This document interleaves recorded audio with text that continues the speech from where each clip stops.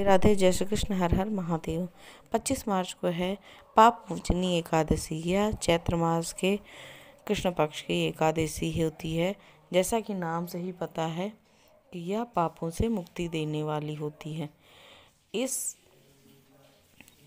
एकादशी का व्रत करने से हमारे जाने अनजाने में किए गए पापों से हमें मुक्ति मिलती है, श्री हरि विष्णु की कृपा मिलती है, वंश वृद्धि होती है, पितृदोष से मुक्ति मिलती है, लक्ष्मी की प्राप्ति होती है और बड़े बड़े यज्ञों का, जैसे कि अश्वमेध यज्ञ का फल भी हमें प्राप्त होता है।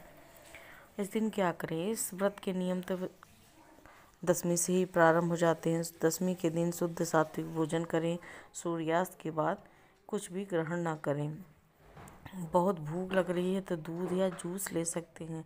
प्रातःकाल एकादशी के दिन जल्दी उठें, ब्रह्म मुहूर्त में उठें तो अति उत्तम। उठकर अपने नित्य कर्म करके स्नान आदि से निवृत्त हो जाएं। फिर शुद्ध स्वच्छ वस्त्र पहनकर अपने पूजन कक्ष में जाएं। श्री हरि विष्णु का जल से, दूध से, पंचामृत से, केसर युक्त जल से या केसर युक्त दूध से भगवान का अभिषेक करें। फिर उनको सुंदर वस्त्र आभूषण पहनाएं। उनको तुलसी की माला बहुत प्रिय है तो तुलसी की माला भगवान को पहनाएं। भगवान को पीला चंदन लगाएं, पीले वस्त्र, पीले फूल भगवान को पहनाएं।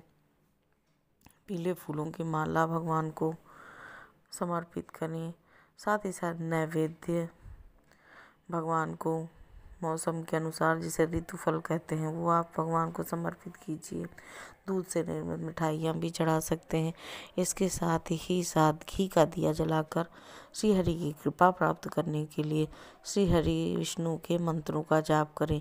आप कृष्ण रूप में भगवान को पूजते हैं तो कृष्ण जी के मंत्रों का, राम रूप में पूजते हैं तो राम जी के मंत्रों का, चालीसा का पाठ करें। आप नारायण गायत्री मंत्र भी कर सकते हैं। विष्णु सहस्त्र नाम का पाठ कर सकते हैं। विष्णु सहस्त्र नाम का पाठ करने से हमारी सभी मनोकामनाएं पूर्ण होती हैं, 9 ग्रह संतुलित होते हैं, बुद्धि का विकास होता है और इसके साथ ही साथ पितृदोष में भी बहुत शांति मिलती है। मतलब पितृदोष निवारण में विष्णु सहस्त्र नाम का पाठ बहुत अच्छा होता है। पूजन के बाद भगवान की आरती करें।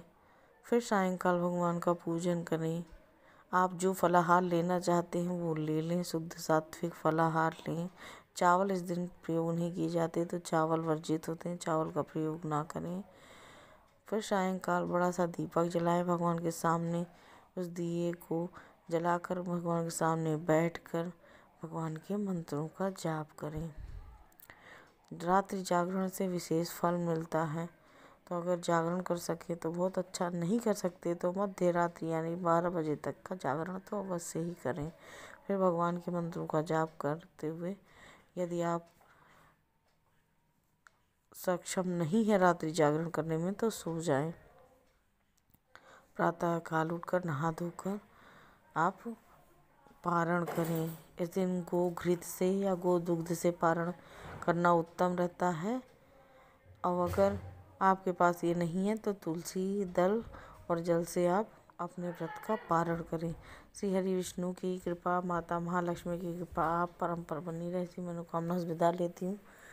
राधे राधे, जय श्री कृष्ण, हर हर महादेव।